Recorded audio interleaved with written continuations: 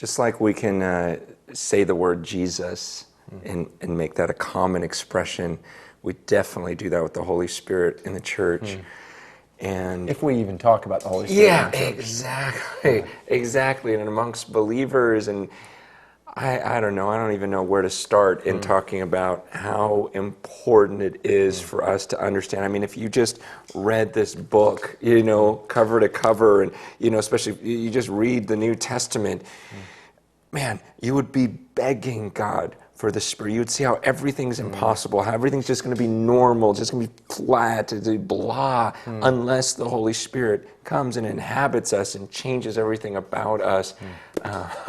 We definitely need to camp out on this one. And there's so much. I really do, not just to give a shameless plug, but your book, I think, is really beneficial, Forgotten God, on, okay, we have misunderstood the Holy Spirit, or altogether in many ways ignored, forgotten the role of the Holy Spirit in the Christian life. And this is a tragic mistake. Like, we cannot do this. This Spirit is the one who empowers, who leads, who guides, enables us to obey Christ, us to make disciples, us to experience intimacy that we're designed for in God, delight we're designed for in God. And so to really talk about, okay, who is the Holy Spirit? To dive into questions, and that's why I mentioned your book, because I think your book can be a helpful, and I know we got links to it on the website, but a helpful resource just to say, okay, many people have so many misguided understandings about the Holy Spirit. So who is the Holy Spirit? How does the Holy Spirit affect my life on a day-by-day basis? To maybe spend some time practically pointing people to,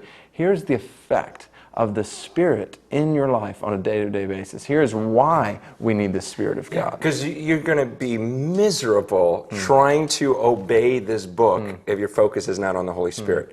You're just constantly ridden with guilt, constantly defeated, because you're not going to pull this off, and now you're going to try to make disciples apart from the Spirit of God. That is going to lead to a frustrating, miserable life, and yet those times when you experience the Holy Spirit in putting to death the deeds of the flesh and going out and impacting other people's lives, like it's a complete switch from I'm miserable, frustrated, this is impossible, to this is what I was created for. I'm experiencing God. Oh, what an amazing day. I experienced the presence. It's just, it's everything. So spend time. Again, start where the person you're discipling is. Like, ask them, how do you understand the Holy Spirit? Who do you understand the Holy Spirit to be? When I say Holy Spirit, what do you think of?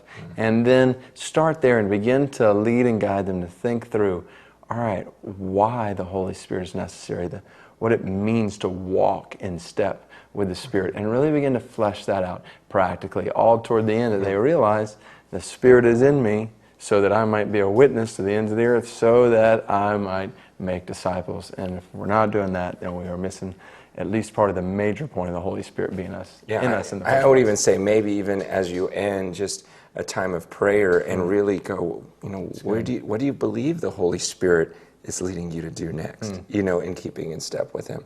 That maybe it's a time of prayer and really seeking after God and saying, Lord, lead me by your Spirit. Where do you want me to go next? What do you want me to do?